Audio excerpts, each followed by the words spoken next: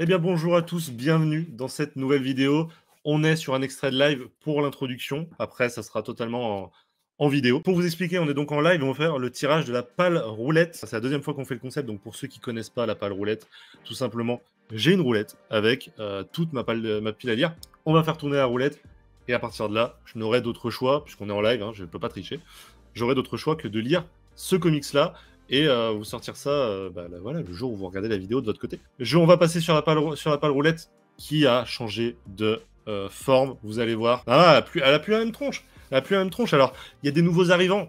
Il y a des nouveaux challengers, comme ils disent dans le chat, puisqu'on a acheté notamment Moon Knight. On a Comics Initiative qui nous a envoyé des tomes. Donc, on a Money Shot, on a Foxboy, on a No One's Rose. On a enlevé certains comics qu'on a lu aussi. Voilà. Donc, la pale a un petit peu évolué. Et on va directement tirer au sort et on va tourner la pale roulette. Est-ce que vous êtes prêts? À tout moment, on se tape une pub et c'est chiant. Non. Aïe aïe aïe. Aïe aïe aïe. Le tirage de la pale roulette. Et ça tombe sur... C'est quoi? Je vois même pas de loin.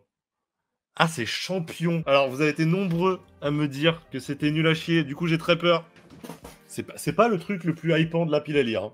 On va pas se mentir. Champion, donc. Écrit par Mark Waid, dessiné par Humberto Ramos. L'équipe fait rêver. C'est nul à chier. Lol.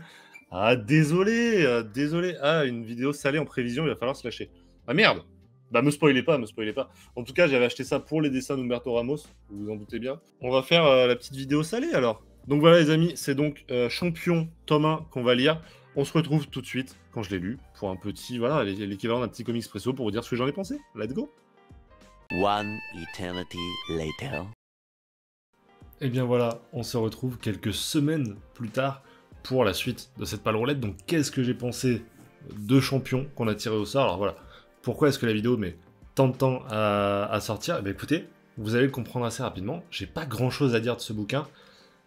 Je peux pas dire que j'ai aimé, je peux pas dire que j'ai pas aimé, c'est vraiment absolument la moyenne, middle. Donc je vais quand même vous dire évidemment ce que j'en ai pensé, mais ça explique un peu le fait que j'étais pas forcément très motivé à en parler. Voilà, ça arrive. On va suivre Kamala Khan, hein, qui est donc le personnage principal de l'histoire, Miss Marvel, dont la série vient de commencer, qui fait partie de l'équipe adulte, hein, les Avengers et tous ces super-héros-là. Et puis rapidement, elle va se rendre compte que sauver les gens, sauver le monde, c'est un peu plus politique que ça en a l'air, et il y a des enjeux qui sont un peu plus diplomatiques que ce qu'elle aimerait.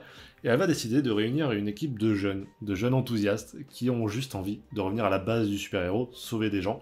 Parmi eux, on va retrouver le jeune Cyclope, hein, qui a voyagé à travers le temps, Amadeus Cho, donc Hulk, Kamala Khan, Miss Marvel, Alexander, donc Nova, Vive, la fille de Vision, que j'ai découvert donc dans La Vision. Puis on a également Miles Morales, Spider-Man, et puis ils vont être rejoints par Gwenpool. Donc voilà, cette équipe un peu plus jeune qui va décider, voilà, de sauver la veuve et l'orphelin.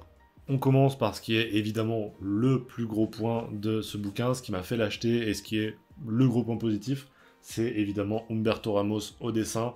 Voilà, on ne le présente plus. Ça plaît pas. Dédicace à Anto, si tu passes par là, je sais que lui, ça ne lui plaît pas. C'est pas des dessins qui lui plaisent. Moi, je trouve quand même qu'il a un style vraiment bien à lui et super cool. Moi, j'adore Humberto Ramos. Et là-dedans, il fait encore un super taf, même si je trouve qu'il y a quand même pas assez d'action pour vraiment mettre Humberto Ramos voilà, au summum de sa forme. C'est pas son meilleur travail parce que justement, l'histoire lui permet pas de se mettre en valeur. L'histoire, parlons-en, c'est le premier défaut de ce bouquin. L'histoire, en fait, est sans enjeu, sans intérêt. Et c'est un peu le problème. C'est pas parce qu'on a des enfants, ou des ados, des jeunes adultes même, qu'il faut vraiment les mettre face à rien, en fait. C'est vraiment ça. Ils prennent un peu les petites menaces qui viennent, et ils sont pas face à des trucs vraiment incroyables. On les sent pas en danger, et ça, c'est un vrai problème, du coup, dans un récit de super-héros. Donc là-dessus, ça a absolument pas accroché pour moi. Je vais pas vous spoiler un peu ce qu'ils affrontent, mais sachez que c'est quand même pas fou. En revanche, ce qu'ils affrontent réellement, et c'est un peu le propos, c'est l'adolescence. C'est tout simplement ces problèmes que vivent les ados et qui vont peut-être se reconnaître là-dedans. On va traiter de l'homosexualité, voire de l'homophobie, du racisme, tout ça. C'est des problématiques qui sont hyper importantes pour les nouvelles générations à mettre un peu dans la tête, et c'est peut-être le rôle des lectures de sensibiliser à ces sujets. Donc là-dessus, Champion remplit superbement le taf. Si jamais vous êtes plus intéressé par certains persos que par d'autres, sachez qu'ils sont pas traités à la même échelle. Évidemment, Kamala Khan est un peu sur le devant de la scène, mais un Miles Morales, par exemple, qu'on voit, hop, juste ici, un petit Miles Morales comme ça, et bah, au bout de quelques chapitres, il va totalement disparaître de l'histoire. Et de mémoire, c'est sans explication. Donc ça, c'est un peu dommage. On sait que c'est un des personnages vraiment très présents aujourd'hui sur la scène Marvel, donc forcément, il avait des histoires à lui au même moment. Mais pourquoi le mettre dans cette team si vraiment il joue aucun rôle? C'est vraiment le cas. Au contraire, on a Gwenpool qui, elle, vient un peu sauver le récit sur la deuxième partie parce que bah, elle va rajouter un peu l'humour qui manque, un peu trash, et ça marche super bien. Vous avez été quelques-uns à me dire que je pouvais vraiment aimer Champion parce que ça avait ce truc un peu feel good que je recherche parfois et que j'avais trouvé notamment chez les Tortues Ninja et d'autres récits. Et c'est un peu la conclusion de ce que je vais vous dire, c'est que non, ça fait pas tout. Ça fait pas tout parce qu'il n'y a pas d'enjeu, parce qu'il n'y a pas tout ça. Et au final, on ressort avec un récit qui me laisse rien. Je peux pas dire que j'ai pas aimé, je peux dire que j'ai aimé. Et c'est hyper dommage si jamais vous êtes un peu comme moi, que vous cherchez un récit un peu feel good, que vous aimez les dessins d'Humberto Ramos, et puis que vous voulez découvrir de nouveaux personnages qui sont vraiment écrits pour l'occasion, etc. Je vous conseillerais plutôt de partir sur Strange Academy, qui est en 2 tomes pour l'instant. Le 3e va sortir fin août.